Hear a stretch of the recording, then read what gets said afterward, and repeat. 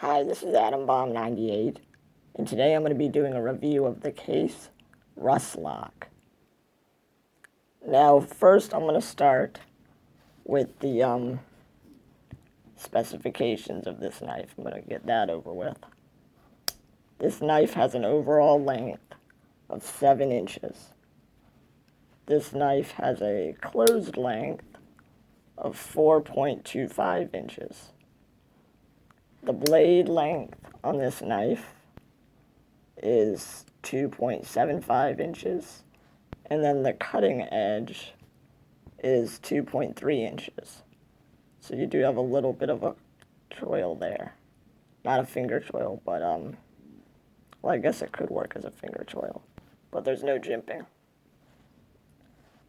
This knife actually weighs 2.8 ounces, which is not too light, but for a pocket knife, I generally would like something a little lighter, but it's good. And as always, as all the Case knives are, they're made in the USA. So that's good. Now this knife, I love this knife because of the beautiful orange handles. Case calls this a orange pearl kirinite. I believe that's how you pronounce it. But it's just beautiful. And they have a few different types of kirinite. They have like a blue sparkle, and they have a black with red lines running through it. It's pretty cool. You should check that out. But yeah, that's what drew me to this knife, was the handles. And then the overall look of this is just really unique. The blade steel, Case calls it a true sharp. And I believe it is similar to 420HC. From the testing I've done, I took it to the beach a couple weeks ago, along with some other knives, and this was the only knife that didn't rust. I had a knife with HCR 13 MOV, and I had a knife with CTS BD1 and OS 8 and VG10 actually, and even the VG10 developed a little bit of rust around the spider hole. It was a Delica, and it had slight rust, but the True Sharp had no rust. And I do know from previous experience that 420HC is extremely corrosion resistant. So I think that is what this is. The blade shape on this knife is a clip point, but it has this little, I don't know what you want to call it, maybe like a finger or something, I don't know, that makes this knife unique. And that is actually how you can open this knife with one hand. Now, it's not going to be as easy one-hand opening as like a flipper. This is a Kaiser Dukes. This is extremely easy one-hand opening. You just flip and it opens. But then again, it's not going to be as difficult as, say, a Victorinox Cadet that I have here, where you absolutely need 2 hands, and you can open it like that. So it's a little bit easier than that, but not quite as easy as the flipper. How you open this is, I hold it like this, and then you want to use your thumb. Hopefully you can see this.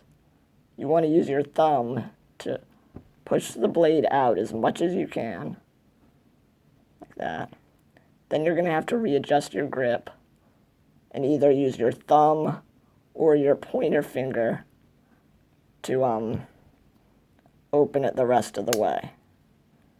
It definitely takes practice, and it is not something you're going to get right away, but with practice, you can definitely open it with one hand. Let me think. All right. Now, as you can see, the tip of this knife comes to quite an acute point. So you definitely do not want to use this for prying, because you might break off the tip. Case has an amazing warranty, so I'm sure they would be able to fix it for you, but yeah, it's pretty delicate. The edge on this actually was pretty good from the factory. It was very sharp. I did, however, put my own edge on it to get it even sharper. I don't know if you can see that. Hopefully you can see. The lock on this is a liner lock. It just slides over and it locks the knife. That brings me to the next point, though. This knife, and I don't know if it's all Russlocks or what, but I got a knife with quite some blade play. It has side to side,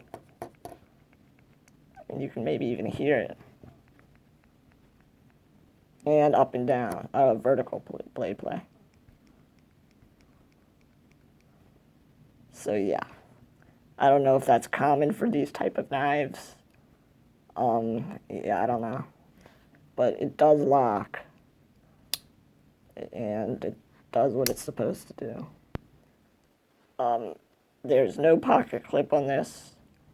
I know some case knives do have pocket clips, but in my opinion, if you're going to get a traditional knife, you're not going to want really a pocket clip. You just slip it in your pocket without a clip.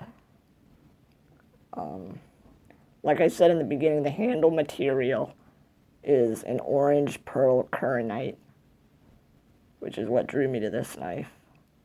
The ergonomics are what I really want to talk about real quick.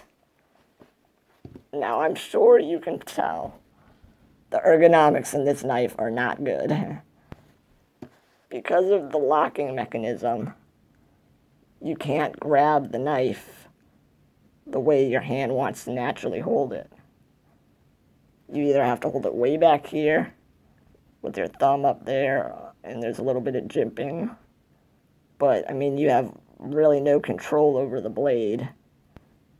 And then you can hold it up here, but that's not too comfortable either. I found the way I naturally hold it is I pinch it on the side like this, and then I just cut what I need to cut.